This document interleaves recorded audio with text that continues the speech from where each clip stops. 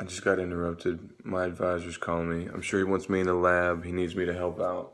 I want to help out. I will be there. He doesn't need to tell me. I need to shower. That's why I'm not wearing anything. Cage the Elephant, y'all, was good. I told my buddy that they kind of struck me. Like, there was another group I've seen, I think with my buddy. They kind of had this, like, just tiny little bit of arrogance in their tone. It was like, we were talking about it. They wanted the crowd to be more into them. And, if they weren't, because they could have probably been more into them, right? It's because of any number of reasons. If they're not into them, that is. Either, A, we're all tired because it's Thursday night, we got to go to work on Friday morning, something like that. B, the band's just having an off night. C, the band's not even that good in the first place. D, I don't know, whatever. I don't know if the band, in my opinion, they could have been better. I'm not going to lie. There's a few songs that I had no recollection of. They didn't tickle my fancy. The ones that I knew, particularly the first one they played that I knew, oh my God, dude.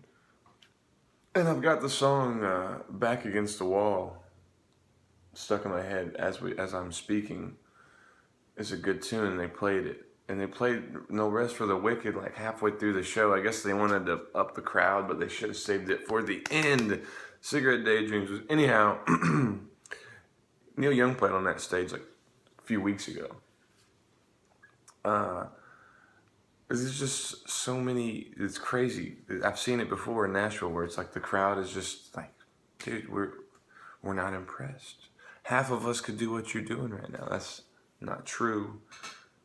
Maybe it is. I don't fucking know. I'm totally rambling. I need to get in the shower. But I wanted to tell you this in particular. I was reading it and it inspired me. It's like, this is the kind of shit these people, anybody who cares about what I'm talking about needs to know. Because it's part of me. If you guys care about it and like you want to know, this is it. This book is called Supernatural by Graham Hancock. What does this say? Meetings with the Ancient Teachers of Mankind. This is chapter 14. I've just been opening this book up and reading it. I've got two different places bookmarked with the same piece of paper right now, so I can't read anything in between them without breaking. I don't want to break my bookmark because I need to use it for something. It's The Hurricane in the Junkyard, chapter 14. Francis Crick's hypothesis that life on Earth was seeded with DNA by an alien civilization from a far-off planet is oddly similar in its essence to the cosmology of the ayahuasca-drinking Yagua Indians of the Peruvian Amazon. Who told the French anthropologist Jean-Pierre Chamille at the very beginning, before the birth of the Earth, this Earth here, our most distant ancestors lived on another Earth. And that was a quote at the very beginning. This Earth here. It's funny to say where there's another Earth we could be talking about. Crick called his version of the Yagua belief directed panspermia. And although it sounds a little crazy coming from a Nobel Prize winner, he got away with it. Well, because he was Crick, and because he made it clear that it was just punting a hypothesis. Besides, another scientist of almost equal eminence, though from a different field, the astrophysicist Sir Fred Hoyle, was also promoting a panspermia theory at around the same time, and also succeeded in keeping his career intact despite it. Hoyle envisioned the spores of life being carried randomly through space on great interstellar comets, rather than the intentional, intelligent dissemination favored by Crick. But what both men had in common was a strong conviction that life was already too complex when it first appeared on Earth to have evolved here. Accordingly, they both believed that the first and most difficult steps, the steps from non-life to life that no scientist has ever been able to replicate, must have been taken somewhere else. The story begins around 4.5 billion years ago when the Earth's mass had formed as a planet orbiting the Sun. For the next 600 million years, it remained a molten lava fireball. But by 3.9 billion years ago, cooling was sufficiently advanced to produce a thin outer crust of solid rock.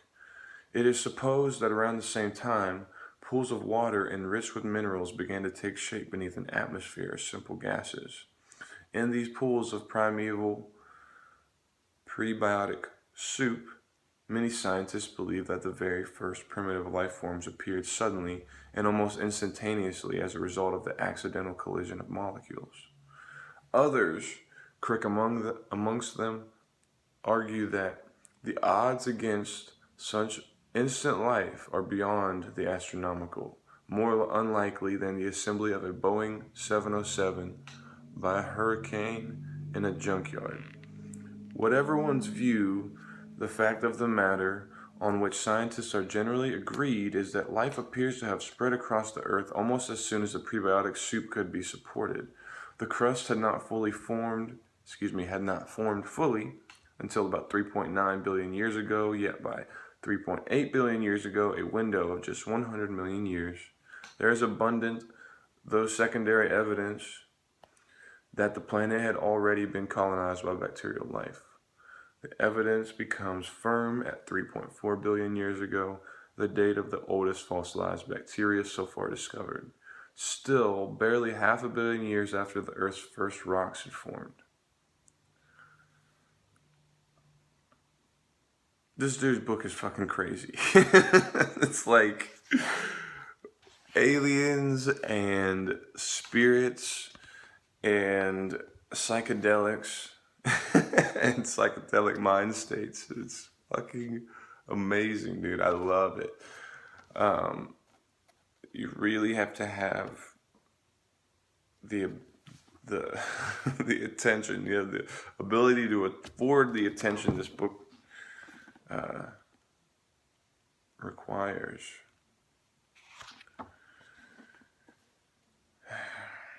Sometimes while reading it, I feel like I'm reading fiction, just a story, imaginative story, very intricate imagination, very intricate imagined. Anyhow, there's other times where it makes sense to me, and I think it's fascinating and entertaining nonetheless. So there you go. Let me know what you think. Hopefully we get bigger guns to show you next time. I'm getting